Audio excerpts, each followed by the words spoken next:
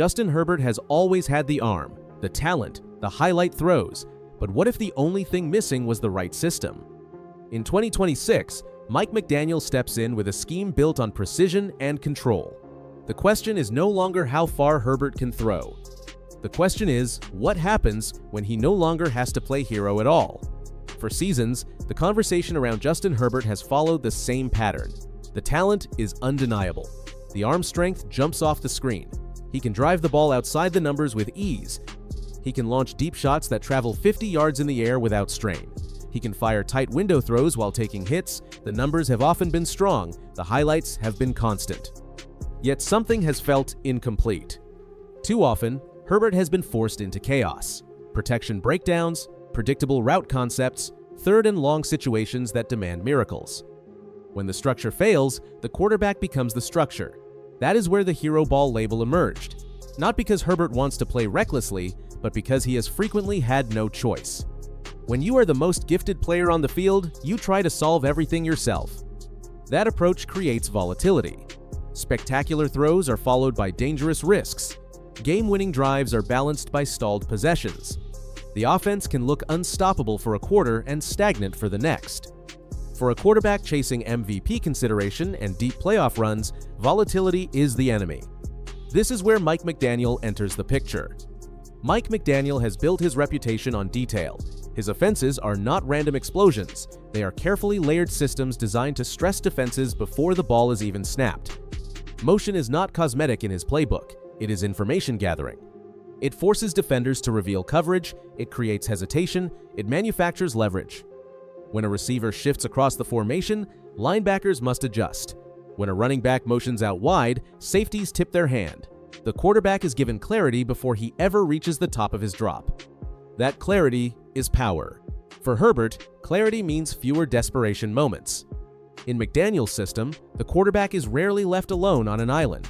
The play designs build answers into every call. If the defense rotates one way, the primary read appears. If it rotates the other way, the checkdown is already positioned to win space. The scheme reduces guesswork. It rewards patience. It punishes over-aggressive defenses. The difference between hero ball and elite quarterbacking often comes down to structure.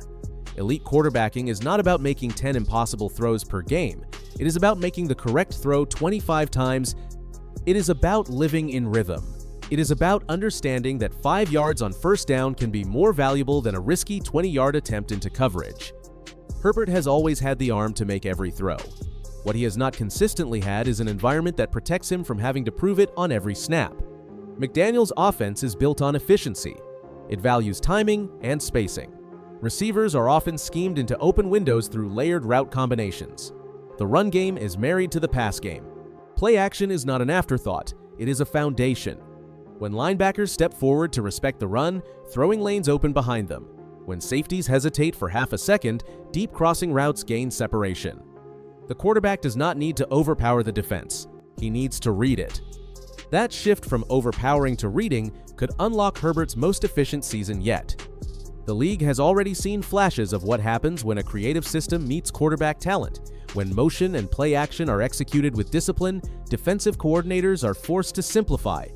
They cannot disguise as aggressively. They cannot blitz recklessly without exposing the back end. For Herbert, that means fewer free rushers, fewer collapsing pockets, fewer second and third reads that occur while absorbing contact. Stability does not mean conservative. Stability means sustainable. If the offense consistently creates second and manageable situations, Herbert's decision tree shrinks. He no longer needs to manufacture magic on 3rd and 12. He can operate within structure on 2nd and 5. That difference might not create louder highlights, but it creates better seasons. Experts on Radio Row are already speculating about MVP implications. That conversation is not based on fantasy. It is based on math. When quarterbacks operate in rhythm-based systems that emphasize motion and play action, efficiency metrics climb. Completion percentage rises. Expected points added per play improves. Turnover-worthy plays decline. Drives extend. Time of possession stabilizes. Herbert's raw yardage totals have often been strong. The next step is control. Control of tempo, control of risk, control of late-game situations. McDaniel's influence could show up most clearly in situational football. 3rd down efficiency. Red zone precision, 2-minute execution. Red zone struggles have haunted many talented quarterbacks. The field compresses, windows tighten, creativity becomes essential. McDaniel's background suggests a focus on schemed openings near the goal line. Motion to force man coverage. Stack alignments to create natural picks. Play action boots that move the launch point. When the field shrinks, innovation matters more. If Herbert converts a higher percentage of red zone trips into touchdowns rather than field goals, his statistical profile changes quickly. Touchdown totals spike. Team success improves. MVP narratives follow team wins. There is also a psychological component. Quarterbacks carry the emotional weight of the offense. When drives stall repeatedly, pressure compounds. When the system produces consistent answers, confidence builds. A calm quarterback is a dangerous quarterback. McDaniel's personality also plays a role. His ability to connect with players is well documented. He is known for blending accountability with relatability. For a quarterback entering his prime, that environment can be powerful. The relationship between play caller and quarterback must function with trust. The quarterback must believe that the play call gives him an answer. The coach must believe the quarterback will execute it. If that trust develops quickly, the offense can evolve weekly rather than stagnate. Defensive coordinators across the league will study this pairing closely. Herbert's arm talent already forces defensive backs to respect the deep third. Add layered motion and misdirection, and the entire width of the field becomes active. Horizontal stress combined with vertical aggression creates dilemmas. When defenses face dilemmas, mistakes happen. The most dangerous offenses are not those that rely on a single explosive play, they are the ones that make defenses wrong repeatedly. 5-yard gains become 10, 10-yard gains become 20. Over time, the cumulative effect exhausts a defense. Herbert has had games where he looks unstoppable. The question for 2026 is whether he can look unstoppable across an entire season. If the pairing works as envisioned, the numbers could be staggering. Approaching 5,000 passing yards is realistic in a system that maximizes spacing. 40 touchdowns is within reach if red zone efficiency improves. A reduction in interceptions would strengthen his MVP case further. Awards talk in February can feel premature. Yet, the logic is simple. Quarterbacks win MVP when elite production meets elite team success. If this offense elevates Herbert's efficiency while pushing the team toward a top seed, the narrative will build naturally. The larger conversation is about identity. For years, Justin Herbert has been labeled as the gifted quarterback who carries too much. In 2026, he has a chance to become the quarterback who commands too much. Command of the offense, command of tempo, command of defensive adjustments. The transition from gifted to commanding is subtle but critical. Gifted quarterbacks create highlights. Commanding quarterbacks control seasons. Mike McDaniel's system is not meant to take away Justin Herbert's aggression. It is meant to guide it. The deep throws will still be there. The tight window passes will still happen. The difference is, those big plays will come from smart design, not panic. When explosive plays are planned, they can happen again and again. And repeatable offense wins divisions. Repeatable offense wins in the playoffs. There is also durability.